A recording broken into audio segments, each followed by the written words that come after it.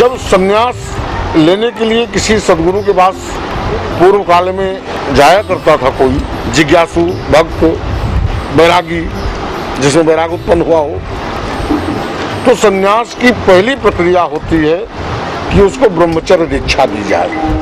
ब्रह्मण्य आचर्य ब्रह्मचर्य यानी पवित्रता पावनता की दीक्षा उसको दी जाए। तो उसके लिए जो ब्रह्मचारी हुआ करते थे, संत बनने की प्रक्रिया से अभी गुजरने वाले हैं, उनको श्वेत वस्त्र दिए जाते थे, यानी सफेद रंग का कपड़ा उनको प्रदान किया जाता था।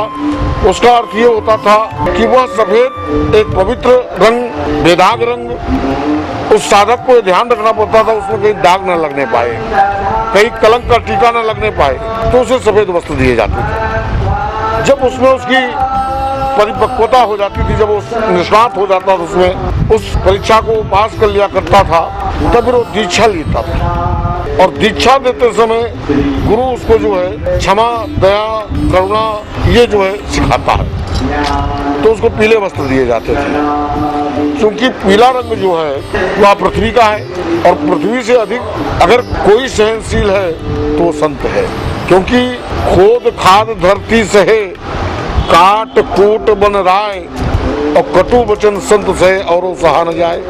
तो पीला रंग क्षमा का रंग, करुणा का रंग, दया का रंग, पृथ्वी का रंग है। वैज्ञानिकों ने इस बात को सिद्ध कर दिया है कि धरती का जो कलर है, धरती का माता का जो रंग है वो पीला है। पीला रंग उसको प्रदान किया जाता था। वो नगर में जाता था, भ्रमण करता था, भिक्षाटन करता था, कोई देता था, कोई गाली देता था। हट्टा कट्टा है, जवान है, कमा के खा सकता है, नौकरी कर सकता है, भीख मांगते शर्म नहीं आती है, तमाम तरह की बातें। इन सबको सह करके जब वो परिपक्व हो जाता था, तब उसको गुरु जो है साधु बनाता। और जब साधु बना तो साधक है, साधनारत होगा, तो उसको लाल वस्त्र दिए जाते थे। लाल वस्त्र का अर्थ ये होता था, लाल अग्नि का प्रतीक, लाल क्रोध का प्रतीक, लाल खतरे का प्रतीक। तो लाल वस्त्र दे करके यह जो है सिद्ध किया जाता था कि अब ये साधना करने योग्य हो गया है। कहा जाता है कि साधु, शेर, सांप, शैतान, कुंभ राशि है एक ही नाम, इनसे दूर से करो प्रणाम, सिद्ध हो सब काम तमाम। जो साधनारत होता है वो आग का ज्वाला होता है। आपकी एक इच्छा नहीं पूरी होती, आपकी एक इच्छा में कोई व्यवधान आ जाए, आप क्रोधित हो जाते हैं, बच्चों को मारपीट देते हैं, घर में पत्नी के साथ वाद विवाद कर लेते हैं, मारपीट कर लेते हैं, घर छोड़ के चले जाते हैं, थाली पटक देते हैं, लोटा पटक देते हैं, बर्तन तोड़ देते हैं, एक इच्छा की आपूर्ति में। और यहाँ तो सारी इच्छाओं का दमन करना है, उन्हें शांत करना है, और उसके बाद साधना करनी है। तो साधक जो होता है वो ज्वाला की तरह होता है, आग की तरह होता है, उसको नहीं छेड़ना चाहिए। लाल कलर इसलिए उसको प्रदान किया जाता था कि अब तुम जो है साधना रत हो, और लोग जो हैं, दर्शक जो हैं, जान पहचान वाले हैं, वो तुमसे दूर रहे।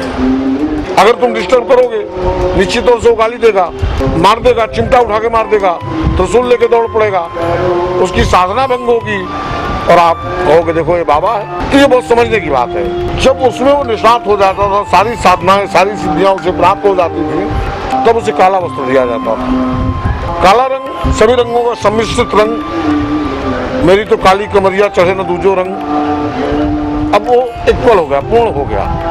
अब उसमें कोई रंग नहीं चढ़ सकते हैं, अब उसमें किसी और की जरूरत नहीं है, अब और उसमें कुछ नहीं डाला जा सकता है, वो पूर्ण है। तब उसे काले वस्त्र प्रदान किए जाते थे। ये पूर्णत्व, परम पवित्रता का, दैवत्व की पराकाष्ठा का रंग है। न जाने कैसे मूर्खों ने इसे अशुभ मान लिया, न जाने किस अज्ञानतावश लोगों ने इसे भय का प्रतीक बना लिया, न जाने कैसे लोग इसको अब शकुन मानने लग गए।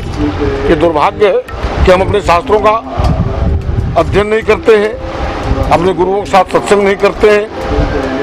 तो ये बहुत जरूरी है, क्योंकि जब हम पैदा हुए थे तो हमारे सर में सिर्फ काले बाल थे, हम काला कंबल ही ओढ़ कर आए, और हम पूर्ण थे। इसलिए बाल स्वरूप को हम ब्रह्म मानते हैं, क्यों? ब्रह्म से तारतम्य बना होता है उसका, तभी तो अपने आप हंसता है, तभी अपने आप रोता है, तभी अपने साथ खेलता है वो। तो ये जो सारी बातें हैं ये सिद्ध करती हैं कि काला रंग संतत्व का रंग, श्रेष्ठता का, पूर्णता का रंग है। इसके बाद यदि भगवे की बात आती है, भगवा पहनने के बाद शास्त्रों का ये मत है कि काष्ठ की यानी लकड़ी की भी औरत नहीं छू जानी चाहिए। स्त्री की छाया मात्र भी ना पड़े, भगवा धारण करके आप समाज में नहीं रह सकते। यहाँ तक हमें अधिकार है, काला तक समाज सुधार का कार्य हम करेंगे, हर तरह के कार्य करेंगे, लेकिन भगवा धारण करने वाले को भग से निकले हुए रंग को हम भगवा कहते हैं। माँ पार्वती जब रजस्वला हुई, जब भगवान विष्णु ने उनके मृत शरीर को माँ सती के भगवान शिव के कंधे से काट काट करके 52 पीठों में जो है परिवर्तित किया, तो जब योनि कटी तो कामाख्या में गिरी और रजस्वला हो गई। आज भी वहाँ रजस्वला होती है माँ, तो उससे जो निकला हुआ रक्त वह भगवान शिव के बाघंबर को रक्तांबर कर गया। भगवा उसी रंग है, रक्त का जो रंग है, खून का जो रंग है, लहू का जो रंग है वह भगवा है, वह लाल नहीं है। रेड लिटमस होने से आपको दिखता है, केमिकल रिएक्शन का रीजन क्या आपको दिखता है। अगर आप एक गिलास पानी में थोड़ा सा एक बूंद रक्त डाल के देखें तो आपको बिल्कुल भगवा कलर नजर आएगा।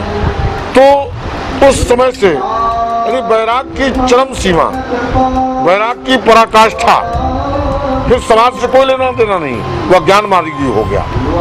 उसका काम रिसर्च है, वैज्ञानिक हो गया वो। अब उसे सिर्फ शोध करना है, और ये जरूरी नहीं कि जो वैज्ञानिक रिसर्च कर रहा है, जो वैज्ञानिक शोध कर रहा है, वही उसकी प्रस्तुति भी करे।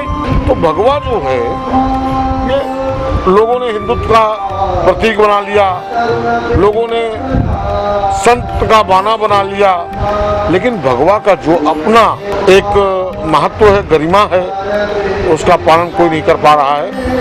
भगवा चरम है, और भगवा पहनने के बाद संत नहीं होता है, वो तत्ववेत्ता हो जाता है, तत्व चिंतक हो जाता है। शायद यही कारण था कि हमारे ऋषि महर्षियों ने जंगलों में रहकर, एकांतवास रहकर के सारे नीतियाँ अनीतियाँ, सारे शास्त्र पुराण वेद सब कुछ की संरचना कर ली।